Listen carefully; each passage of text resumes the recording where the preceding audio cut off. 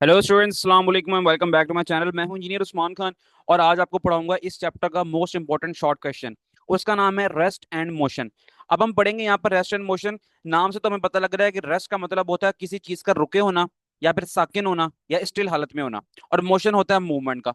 तो यहां से तो पता लग रहा है हमें कि रेस्ट और मोशन क्या होगा। लेकिन हम डिटेल से समझेंगे, इसके अंदर एक दो इंतहाई अहम कॉन्सेप्ट्स हैं, तो वो इसको डिस्कस करिए बगैर ना ये क्वेश्चन पूरा नहीं होगा हमारा। तो हम उसको भी डिस्कस करेंगे और साथ साथ इसकी डेफिनेशंस को भी पढ़ लेंगे मजीद और समझ लेंगे, और फिर एंड पे ये भी बताऊंगा कि इसमें से इंपॉर्टेंट तरीन शॉर्ट क्वेश्चन किस तरह बनेगा। ठीक है, अब हम स्टार्ट करते हैं। इससे पहले मैं आपसे रियल लाइफ एग्जांपल्स कुछ पूछ लूं। फर्स्ट ऑफ ऑल, आप मुझे ये बताएं कि अगर आप बैठे हैं यहाँ पर, जिस चेयर पे आप बैठे हैं, जिस सोफे पे आप बैठे हैं, ये आपको क्या लग रहा है, रेस्ट पे लग रहा है, मोशन पे लग रहा है? तो आप कहेंगे सर जो हमारी जो चेयर है जिसमें हम बैठे हैं या फिर हम सोफे पे बैठे हुए हैं या बेड पे बैठे हैं, ये रेस्ट हालत में है, यानी कि रुका हुआ है, स्टिल हालत में है।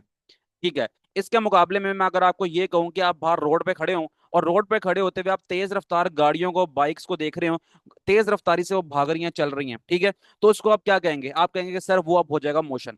तो बिल्कुल हाँ, रेस्ट और मोशन यही चीजें होती हैं। किसी चीज का चलते होना मोशन होता है और किसी चीज का रुके होना रेस्ट होता है। लेकिन इस चीज के अंदर भी एक और कॉन्सेप्ट छुपा हुआ है, उसको भी हम डिस्कस करते हैं। उससे पहले हम यहाँ पर ये देख लें, छोटी सी एग्जांपल बुक ने दी हुई है। कहता है ये बच्चा बैठा हुआ है बाइक के ऊपर। तो अभी यहाँ पर ना बाइक हमारी खड़ी हुई है, ठीक है। तो जब ये बाइक खड़ी हुई है तो हम कहेंगे कि यार ये बाइक जो है ना वो रुकी हुई है। ठीक है, ये बाइक भी रुकी हुई है, इस पे जो बच्चा बैठा है वो भी रुका हुआ है। अगर यही मोटरसाइकिल चलाता हुआ आगे को निकल जाए तो फिर हम कहेंगे कि अब ये रेस्ट पर नहीं है, अब ये मोशन पे है। इस हालत में जब वो रुका हुआ है तो ये रेस्ट होगा, लेकिन जैसे ही वो चलाना शुरू कर देगा अपनी बाइक तो वो खुद और उसकी बाइक दोनों मोशन में आ जाएंगी। इसी तरह वो रेस्ट को डिफाइन करता है, if a body does not change इस पोजीशन, अगर बॉडी अपनी पोजीशन को चेंज ना करे अपने इर्द गिर्द के माहौल के हिसाब से। ठीक है। अब देखो, एक बॉडी है, यानी कि यहाँ पर बाइक बनी हुई है, बाइक एक बॉडी है, ये स्टिल हालत में खड़ी हुई है। ठीक है, तो हम कहेंगे अब ये रेस्ट में है। लेकिन इसके आसपास की चीजें हैं, आप खुद इसके आसपास आपको खड़े हुए ऑब्जर्व कर रहे हो, ठीक है, तो आप भी इसके आसपास की चीजें हो जाओगी। इसके आसपास जो है ना ग्रीन बेल्ट बनी हुई है, दरख्त लगे हुए हैं, बिल्डिंग्स बनी हुई हैं, ये सब की सब जो है ना अपनी जगह पे खड़ी हुई हैं। तो ये हो जाएगी इसकी सराउंडिंग। तो अपनी सराउंडिंग के हिसाब से अगर ये चलना शुरू कर देगा, यानी कि इसके इर्द गिर्द की चीजें रुकी हुई हैं और ये खुद भाई साहब चल रहा है, ठीक है, तो ये हो जाएगा अब मोशन के अंदर। ठीक है, और बाकी जो चीजें हैं ना वो रेस्ट पर होंगी। तो सराउंडिंग का जिक्र करना बहुत जरूरी है। ठीक है। अब इसी मुकाबले में मैं आपको ये पूछता हूँ, मैंने स्टार्ट में एग्जांपल दी थी कि आप बताएं, आप बाहर रोड पे खड़े हैं तो आपके सामने तेज रफ्तार गाड़ी गुजर रही है, तो आप क्या कहेंगे? आप कहेंगे कि जो गाड़ी है वो मोशन में है अपने सराउंडिंग की निस्बत। ठीक है, जो उसकी जो सराउंडिंग है ना उसके मुकाबले में गाड़ी मोशन में है, और सराउंडिंग इटसेल्फ क्या है? सराउंडिंग इटसेल्फ अभी रेस्ट पर है।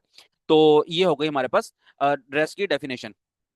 इसी तरह अगर हम मोशन को डिफाइन करें तो कहते हैं for body continuously changes its position with respect to surrounding, अगर एक बॉडी मुस्तकिल तौर पे अपनी पोजीशन चेंज करती ही जा रही है अपने इर्द गिर्द के माहौल के हिसाब से, तो इसको हम कहेंगे मोशन पे है। यानी कि हम वही बात कर रहे हैं कि आपने जो बाइक पहले खड़ी हुई थी तो ये रेस्ट पर थी, जैसे ये बाइक चलना शुरू हुई और जब तक ये चल रही है, जब तक ये चल रही है तो ये उसको हम कहेंगे ये मोशन में है।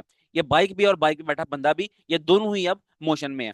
अच्छा, इसके मुकाबले में ना अब हमने रेस्ट और मोशन डिस्कस कर लिया, लेकिन एक नया कॉन्सेप्ट इसके अंदर आ रहा है, वो डिस्कस किए बगैर हमारी डेफिनेशंस पूरी नहीं होंगी। अब वो जो कॉन्सेप्ट है वो क्या है? वो है रिलेटिव का कॉन्सेप्ट। अब सुनो बड़े ही मजे की एग्जांपल्स। मिसाल के तौर पर मैं आपसे पूछता हूँ, आप खड़े हुए हो और आपके सामने ना एक गाड़ी गुजर रही है, ठीक है, और गाड़ी के अंदर बैठे हुए हैं दो बंदे। दो बंदे गाड़ी में बैठे हुए हैं और आपके सामने से गाड़ी स्पीड से गुजरी है। आप क्या कहोगे? आप कहोगे कि हमने देखा कि गाड़ी मोशन में है। लेकिन मैं अगर यही बात पूछूं कि गाड़ी में एक ड्राइविंग सीट पर है और एक साथ वाली सीट पर बैठा हुआ है, उससे मैं अगर साथ वाले बंदे से पूछूं कि भाई जो ड्राइव ड्राइव कर रहा है गाड़ी को, वो खुद क्या है, वो रेस्ट में है मोशन में है? वो कहेगा यार मैंने तो 100 किलोमीटर ट्रेवल कर लिया इसके साथ, तो ये अभी तक उसी जगह पे बैठा हुआ है, यानी कि उसी ड्राइविंग सीट पे बैठा हुआ है जब से पहले बैठा था वो। लाहौर से फैसलाबाद पहुंच गया, लाहौर में भी यहीं पर बैठा हुआ था, फैसलाबाद में भी अभी तक गाड़ी में यहीं पर ही बैठा हुआ है, लेकिन गाड़ी फिर भी चल रही थी। ठीक है, लेकिन फिर भी वो कहेगा कि मेरे साथ वाला बंदा मेरे साथ ही बैठा हुआ है पिछले 100 150 किलोमीटर में, तो हम इसको कहेंगे कि ये रेस्ट पर है। तो ये रिलेटिव का कॉन्सेप्ट होता ही ये है कि आपका देखने का नजरिया क्या है, इसको देख कौन रहा है। बाहर वाले के मुकाबले में गाड़ी मोशन में है, लेकिन गाड़ी मोशन में और गाड़ी के अंदर बैठे हुए बंदे भी मोशन में है। लेकिन अगर हम गाड़ी के अंदर दो बंदे बैठे हैं, एक बंदे से पूछेंगे यार तेरे साथ वाला जो बंदा है वो रेस्ट पर है या मोशन में है, वो कहेगा कब से मेरे साथ बैठा हुआ है, ये मोशन में कहां से आ गया, ये तो रेस्ट पर है। तो हाँ जी, वो वाकई में रेस्ट पर ही है। तो हम कहते हैं ये कॉन्सेप्ट जो है ना रेस्ट और मोशन का, ये रिलेटिव कॉन्सेप्ट है। इट मीन्स कि ये देखने वाले का नजरिया है कि वो देखने वाला कौन देख रहा है, इसका रेफरेंस पॉइंट क्या है। जो बंदा देख रहा है अपने देखने के हिसाब से ही वो कहेगा कि ये बंदा रेस्ट पर है या फिर वो बंदा मोशन पे है। इसी तरह एक बस चल रही है, लाहौर से फैसलाबाद पहुंच गई भले बस, ठीक है, लेकिन आपने आपने नोट किया मोटरवे पे वो बस जो है ना भाग रही है, आप खड़े हुए थे और मोटरवे पे वो बस भाग रही है, तो आप कहोगे यार ये, आप फौरन कह दो कि जो बस है ना मोशन में है और इसके अंदर जितने भी पैसेंजर बैठे हुए हैं ना ये सारे के सारे मोशन में है। लेकिन मैं बस के अंदर बैठे हुए बंदों से पूछूं जो कि 2 घंटे से अपने आस पास या फिर आगे पीछे करके बैठे हुए हैं, तो वो दोनों कहेंगे कि यार मेरे आगे वाला बंदा या मेरे साथ वाला बंदा मोशन में नहीं है बल्कि ये रेस्ट पर है, क्योंकि ये कब से मेरे साथ ही बैठा हुआ है। ठीक है, अगर तो वो बस के अंदर ही चलना शुरू कर देना एक बंदा, फिर तो वो मोशन में आएगा, लेकिन साथ वाली सीट पर बैठा हुआ है, दोनों बंदे बैठे हुए हैं सीट पर, एक से पूछेंगे तू तू तू बता भाई अगला तेरा जो बंदा बैठा है तेरे साथ वो रेस्ट पर है मोशन में है, तो कहेगा ये तो साफ पता लग रहा है कब से मेरे साथ बैठा है तो रेस्ट पर होगा। तो हम कहेंगे कि ये कॉन्सेप्ट रेस्ट और मोशन का रिलेटिव है। इट मींस कि ये देखने वाले के नजरिए पे डिपेंड करता है कि देखने वाला उसको कहां से देख रहा है। अच्छा, अब एक और बेहतरीन किस्म की एग्जांपल सुनो और आपका मजा आएगा सुनकर। देखो आपने बचपन से पढ़ते आ रहे हैं हम कि जो हमारा सोलर सिस्टम है इसके अंदर सूरज होता है, ठीक है, और बाकी मुख्तलिफ प्लैनेट्स होते हैं। आप किस प्लैनेट का हिस्सा हो? आप अर्थ प्लैनेट का हिस्सा हो। और आपने ये भी पढ़ा है कि जो अर्थ है हमारी वो अपने ऑर्बिट में घूम रही है, ठीक है, अपने ऑर्बिट में घूम रही है अराउंड द सन, ठीक है, ऐसा ही है ना।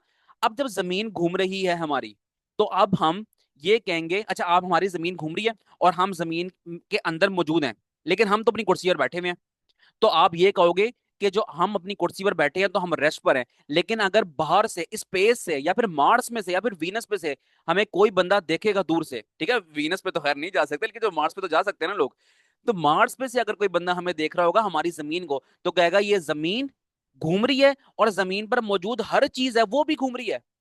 हाँ जी, आप जमीन पर बैठे हुए थे, ठीक है, आप थे रेस्ट में, लेकिन दूर मार्स पे से किसी ने आपको देखा है, उसने फौरन देखा, उसने कहा कि जो जमीन है ना ये तो घूम रही है। जब जमीन घूम रही है तो इस पे मौजूद हर चीज भी घूम रही है, तो फिर हम क्या, वो मार्स वाला बंदा कहेगा कि भाई साहब आप रेस्ट पर नहीं हो, आप जो है ना मोशन में हो। तो बिल्कुल यही कॉन्सेप्ट होता है हमारे पास रेस्ट और मोशन का। रेस्ट और मोशन कभी भी एब्सोल्यूट नहीं होती। इट मींस कि रेस्ट और मोशन, अगर कोई बंदा कह रहा है ना आप रेस्ट पर हो, ये जरूरी नहीं है कि आप रेस्ट पर हो, आप उस बंदे के लिए रेस्ट पर हो।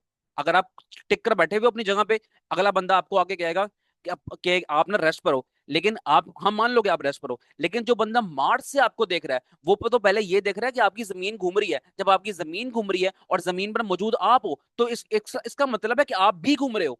तो ये होता है कॉन्सेप्ट रिलेटिविटी का।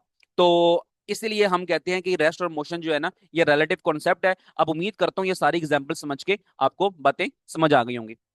अब हम इसमें से याद क्या करेंगे वो डिस्कस कर लेते हैं। नंबर वन हमने ये देखना है, हमारे पास रेस्ट की डेफिनेशन है और हमारे पास किसकी, मोशन की हमारे पास डेफिनेशन है। तो हम ये इन दोनों की डेफिनेशन याद करेंगे और इंतहाई एक इंपॉर्टेंट तरीन शॉर्ट क्वेश्चन याद करेंगे और वो यहां से लेकर यहां तक करना है।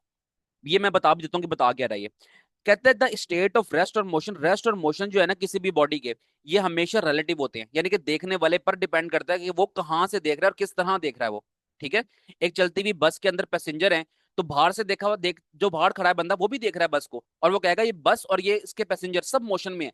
लेकिन जो बस के अंदर दो बंदे बैठे हुए हैं वो आपस में जब एक दूसरे को देखेंगे ना तो वो ये कहेंगे कि हम आपस में एक दूसरे के हिसाब से रेस्ट पर हैं, मोशन में नहीं है। तो कहता है for example a person standing in the compartment of a moving train, एक तेज रफ्तार ट्रेन है भाग रही है और ट्रेन के अंदर ना, ट्रेन के अंदर एक कैबिन बना हुआ है, कंपार्टमेंट बना हुआ है, उसके अंदर एक बंदा खड़ा हुआ है। अब बंदे को हम देखेंगे, अब किस तरह देखेंगे? अब दो कंडीशंस हैं बंदे को देखने की। वो ये बता रहा है कि ना विथ वो बंदा रेस्ट पर है with respect to the other passengers. अब ना उसी बंदे को जो कि तेज रफ्तार ट्रेन के अंदर मौजूद है उसको देखने के भी हमारे पास दो नजरिए हैं। वो क्या? एक तो उसका साथ, उसके साथ जो सीट पर बैठा हुआ है, उसके साथ जो बर्थ पर बैठा हुआ है ट्रेन में, ठीक है, जब वो उस बंदे को देखेगा ना तो वो कहेगा कि भाई साहब तुम तो रेस्ट पर हो। लेकिन बाहर प्लेटफॉर्म से जब बाहर से कोई बंदा देखेगा ना उस ट्रेन में, उस ट्रेन को और उस ट्रेन में बैठे हुए बंदों को, तो वो कहेगा कि आप रेस्ट पर नहीं, आप मोशन में हो। तो हम कहते हैं हमारे पास रेस्ट और मोशन दोनों रिलेटिव क्वांटिटीज हैं, एब्सोल्यूट नहीं है। ठीक है, एब्सोल्यूट होता है कि एक बंदा रेस्ट पर है तो वो कहीं पर भी पहुंच जाओ वो रेस्ट पर ही रहेगा, चाहे उसको आप कहीं से भी देख रहे हो। लेकिन हम कहेंगे रेस्ट और मोशन हमारे पास एब्सोल्यूट नहीं होता, वो रिलेटिव होता है, यानी कि देखने वाले के नजरिए पर डिपेंड करता है कि वो कहां से देख रहा है।